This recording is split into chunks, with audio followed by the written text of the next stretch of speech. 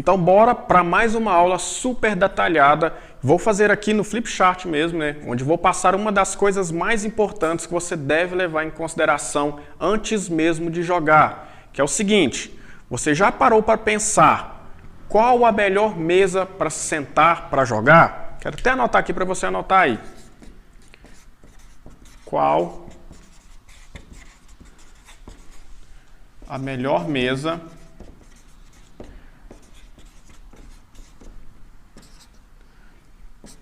para se sentar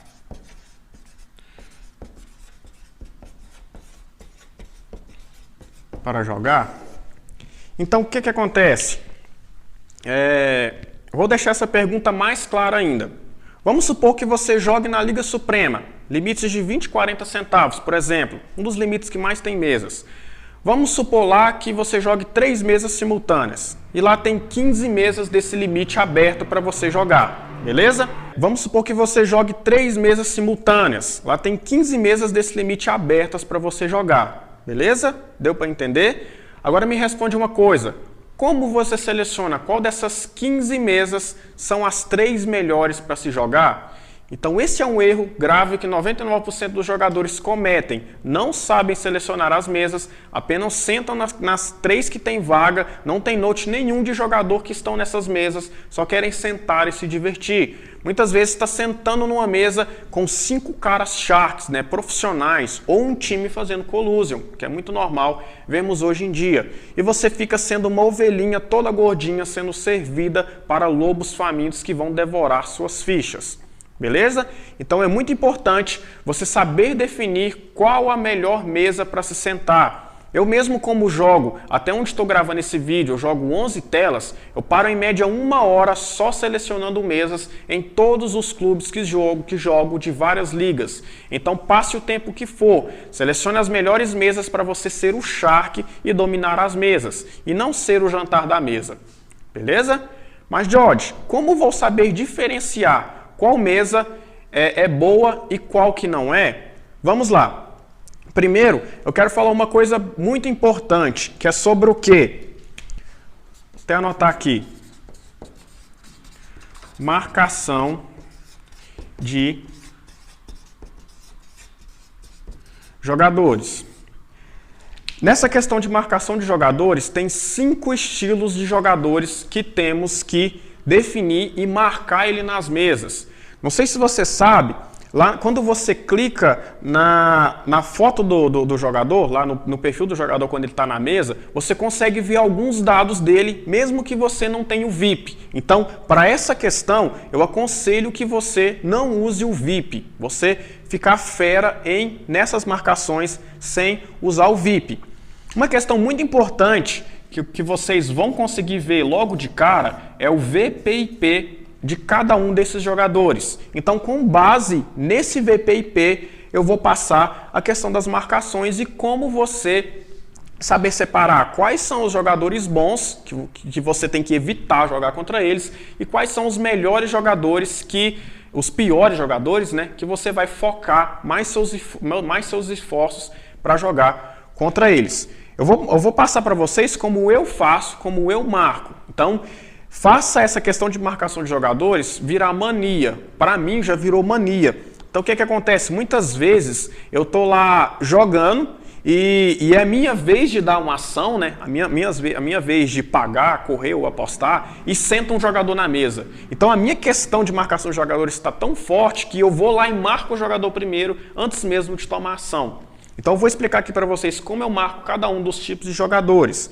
Então o que acontece? Levando em consideração o VPIP, jogadores com menos de 30% de VPIP, então esses são os jogadores que a gente considera que são bons jogadores. Menos de 5%, menos de 5% dos jogadores que jogam no PP Poker e no Poker tem o VPIP menor do que 30%. Então o que acontece? Esses jogadores eu marco de azul. E são jogadores que devemos evitar. Vou até escrever de caneta vermelha. Jogadores que devemos evitar sentar na mesa que eles estão e jogar contra esses jogadores. Então o que acontece? Vamos a outra marcação de jogador. Jogadores com de 31% a 59%. Aqui está, como eu falei na aula anterior, mais de 60% dos jogadores têm o VPIP mais ou menos nessa média. Então esses jogadores eu marco de vermelho.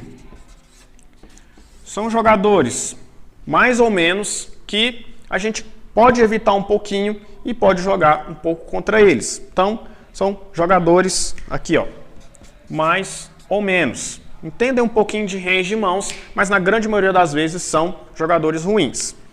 E jogadores de 60% a 69% de VPIP, eu marco eles de roxo. Então o que acontece? Aqui já estão os jogadores que a gente tem que mirar um pouco mais para jogar com eles. Porque eles estão envolvendo com mãos muito ruins, né? De 60% a 69% de VPIP, igual eu expliquei na aula passada. São jogadores que já são bastante perdedores. E o que acontece? No pós-flop, esses jogadores vão cometer muitos e muitos erros. Então, são jogadores que a gente tem que mirar mais eles. Mas esses não são os melhores jogadores que a gente tem que se envolver. Os melhores jogadores que a gente tem que se envolver são os que têm mais de 70% de VPIP. Esses, meus amigos, são nossas ovelhinhas gordinhas, né? Os caras que rasgam e põem fogo no dinheiro nas mesas. Então esses são os jogadores que a gente tem que mirar, sempre estar jogando com eles. Beleza? E, como eu disse, são 5 tipos de jogadores. Aqui eu expliquei só 4. Então eu marco na cor amarela, aqui ó, marco de amarelo, todos os jogadores que você tiver algum note. George, o que são esses notes? Por exemplo, você viu um jogador azul, né? Um jogador com menos de 30% de VPIP. O cara quase não joga mão, você está ali jogando ali meia hora com eles e percebeu que o cara se envolveu uma, duas mãos e quando esse cara deu um showdown, ele mostrou que tinha um Ás. Beleza? Então você vai lá e anota, ó, esse cara aqui só joga com Ás. Porém, uma coisa muito importante que eu tenho, a maioria dos notes que eu tenho de jogadores com menos de 30% de VPIP é o seguinte: jogador que joga só Ás e não larga esses Ás. Então, ou seja, um jogador que a gente tinha que evitar, como a gente tem um note dele muito importante, que é o quê? Esse cara só joga com Ás. E qualquer flop turn river que bate, ele não vai largar o Ás.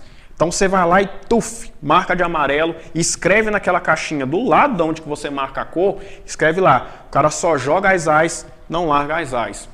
Por exemplo, jogador com 60% a 69% de VPIP, você vê o cara fazendo um monte de jogada errada, eu vou lá e anoto, doente mental.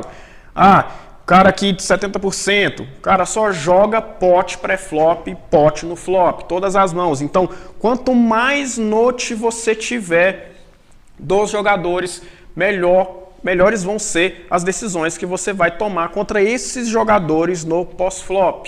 Beleza? Então, por isso que eu indico não jogar o VIP. Você focar em prestar atenção nos estilos de jogadores, esquecer um pouco aquelas informações, porque até onde eu estou gravando esse vídeo, eu sei, e eu vou ensinar isso no curso avançado, como você upar seus dados. Ou seja, as contas que eu jogo, todas têm mais de 90% de VPIP. Então o que acontece? Eu sento lá na mesa, o cara vê, opa, o cara tem lá 50 mil mãos e tem 91% de VPIP. Isso deve ser uma maior uva. Então o que acontece?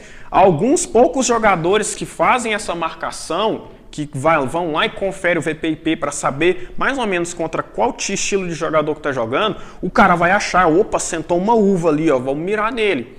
Então muitas vezes, se você tem um VPIP menos de 30%, um jogador ruim desse aqui não vai te pagar muita maioria das vezes com um flush de dama, um flush de valete.